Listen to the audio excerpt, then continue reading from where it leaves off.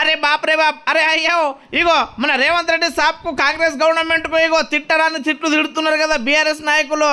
ఇంతకు ఎవరు తిట్టిల్లు అని అనుకుంటున్నారా? ఇగో మధ్యలో చేయలేపిండు కదా ఈ అన్న పేరు వసే. అయితే కాంగ్రెస్ పార్టీ నాయకులు ఏదైతే ఇగో మన ముస్లిం మైనార్టీ మిత్రులు ఉన్నారో వాళ్ళకు విస్మరిస్తున్నది, వాళ్ళకు పట్టించుకుంటలేదని తిట్టిల్లన్నమాట. ఇంతకు ఏం తిట్టిల్లు, ఎందుకు తిట్టిల్లని అనుకుంటున్నారా? అయితే ఏం లేదు, నిన్నగాక మొన్న మంత్రివర్గ విస్తరణ సభ జరిగింది, గట్లని 3 మంత్రులకు తీసుకున్నారు కదా.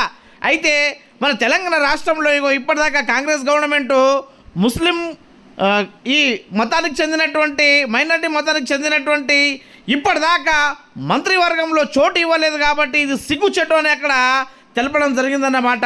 ఇప్పటికన్నా బుద్ధి తెచ్చుకొని వెంబడే ఒక ముస్లిం వ్యక్తికి, ఒక మైనారిటీ వ్యక్తికి ఈ మంత్రివర్గంలో స్థానం ఇవ్వాలని అక్కడ తెలపడం జరిగింది. ఇక ఈ కార్యక్రమంలో భాగంగానే మన బైన్సా మైనారిటీ నాయకులైనటువంటి వసే గారు, అదేవిధంగా అజీజ్ భాయ్ గారు, అదేవిధంగా ఏదైతే మన కుబీర్ మండలానికి చెందినటువంటి వైస్ ఎంపీపీ మాజీ మన మొయినుద్దీన్ గారు ఈ కార్యక్రమంలో పాల్గొనడం జరిగింది. ఇక వాళ్ళు మాట్లాడుతున్నారు. తెలంగాణ में అయితే ఈ కార్యక్రమాన్ని మన విలాస్ గాదేవార్ గారి అధ్యక్షతన నిర్వహించడం జరిగింది. रियासत तेलंगाना में कांग्रेस हुकूमत जो 8 जून को काबीना में जो तौसी किए, 3 वजारत वजीर दिए, उसमें इससे पहले भी जिस तरीके से पहले जब वजारत तकसीम किए थे उस वक्त भी मुसलमानों को नज़रअंदाज किया गया और परसों 8 जून को भी मुसलमानों को इसी तरह नज़रअंदाज कर दिया गया। कांग्रेस हुकूमत ये 1.5 साल इक़्तिदार 18 महीने हो गए इक़्तिदार पर आकर, आज तक भी मुसलमानों से बार बार नाइंसाफ़ी किया जा रही, नाइंसाफ़ी कर रहे हमारे रियासती वज़ीर आला रेवंत रेड्डी साहब। इसकी वजह क्या है भाई? मुसलमान हर जगह हर इसमें मुसलमानों को नज़रअंदाज करना ये वज़ीर आला रेवंत रेड्डी साहब का एक एम दिख रहा हमको। बिहार हुकूमत जिस तरीके से मुसलमानों को लेकर चली, गंगा जमुना तहजीब जो हमारे जनाब चंद्रशेखर साहब, केसीआर साहब जिस तरीके से मुसलमानों को गंगा जमुना तहजीब का एक ये करके मुसलमानों को और हर कैस्ट को एक साथ लेके चले। और पिछले भी बार मैंने ये कहा था कि हमारे महमूद अली साहब जिनको एमएलसी देकर पहली मियाद में डिप्टी चीफ मिनिस्टर दिए और दूसरी मियाद में वज़ीर दाखिले का पोस्ट दिए, रेवंत रेड्डी साहब आपको मुसलमानों से इतनी क्यों नाराज़गी है? क्यों मुसलमान के वोट नहीं लिए क्या आप? मुसलमान आपको चाहे ये बार के इलेक्शन में कांग्रेस को चाहे थे कि मुसलमानों को कुछ करेंगे रेवंत रेड्डी साहब। आप भी बड़े बड़े बातें कर रहे थे इलेक्शन के पीरियड में कि मैं ऐसा करता हूँ, मुसलमानों को ऐसा करता हूँ। 15% मुसलमानों की आबादी है तेलंगाना में, लेकिन जिस तरीके से राहुल गांधी साहब बोले जितनी आबादी उतना हिस्सा बोल के, फिर क्या हुआ रेवंत रेड्डी साहब? आपके जो डायनामिक लीडर है राहुल गांधी साहब, उनके कहने पर भी आप मुकम्मल अमल नहीं कर रहे, तो अब कैसा करेंगे साहब? आप वज़ीर दाखिला का भी पोस्ट आप अपने पास रख लिए, फिर मुसलमान किसको जाके बोलेंगे?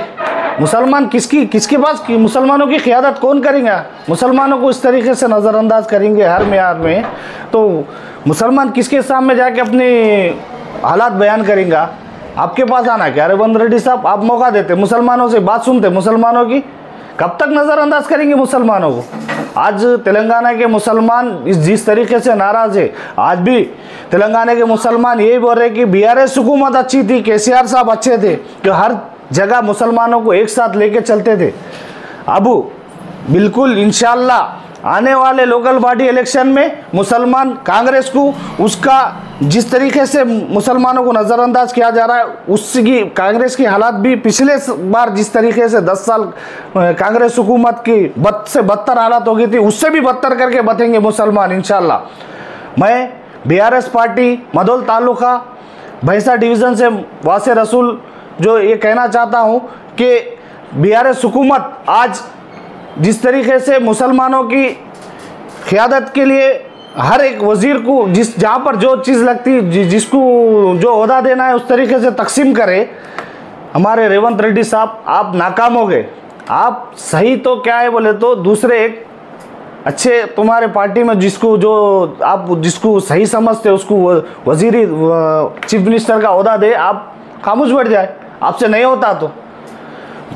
मुसलमानों को हर जगह इस तरीके से तेलंगाना में नाराज़ करना, रुसवा करना, ये आपका एम बना के रख लिए। मैं तेलंगाना के अवाम से गुजारिश करता हूँ कि इंशाल्लाह हम सब मिलके आने वाले लोकल बॉडी इलेक्शन में कांग्रेस को उसकी औकात बता के रहेंगे इंशाल्लाह। मैं इतना कहता हूँ, सारे हमारे बीआरएस पार्टी के तमाम जो यहाँ पर मौजूद है उन सब का शुक्रिया अदा करता हूँ, जो मीडिया वाले आए उन सब का भी मैं शुक्रिया अदा करता हूँ। जय तेलंगाना, जय केसीआर, जय।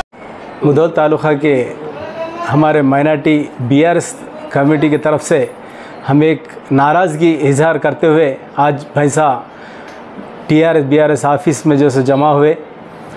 ये मकसद है कि आज जो सो मंत्रिवर्ग का विस्तार जो हुआ, इससे पहले भी मुसलमानों को नाइंसाफ़ी करते हुए एक भी जो सो मंत्री वो तो मिनिस्ट्री ओहदा नहीं दिए।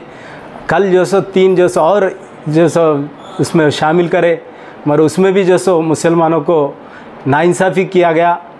और इसलिए जो सो शायद मैं समझता हूँ हिंदुस्तान के अंदर कोई स्टेट भी नहीं होगा कि मंत्री मुस्लिम का नहीं हुआ सो।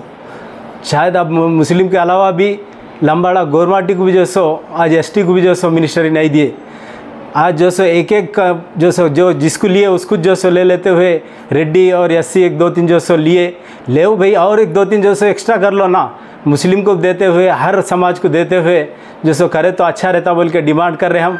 इससे पहले हमारा केसीआर साहब जब भी जो सो एक भी एमएलए मुस्लिम का नहीं था, तब भी जो सो एमएलसी दे के महमूद अली साहब को पहली मरतबा दिए, दूसरी मरतबा भी और जो सो उनको देकर हमारे तेलंगाना के अंदर मुसलमानों की शान बढ़ाए थे। वैसा जो सो तेलंगाना में भाईचारा रहना बोल के हम कांग्रेस हुकूमत को डिमांड कर रहे। అదే విధంగా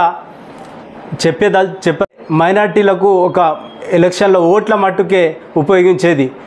ఇయ్యాల ఎలక్షన్ల కంటే ముందు ఎంతో మంచిగా చేస్తే కేసీఆర్ గారికి వాళ్ళు ఒక్కొక్క లీడర్ కాంగ్రెస్ పార్టీలకు ఒక అమ్ముడు పోయే విధంగా ఒక్కొక్కలకు పైసలు ఇచ్చుకుంటూ వాళ్ళకు లేనిపోని అపండాలు వేస్తూ ఎంతో అంటే పైసలు మేము ప్రచారంకు కానీ ముధోలకు కానీ ఇట్లా మైనార్టీ దగ్గర పోయినప్పుడు టీఆర్ఎస్ ఏం చేస్తున్నది అంటున్నారు। అదే టీఆర్ఎస్ ఏం చేయలేకపోయింది।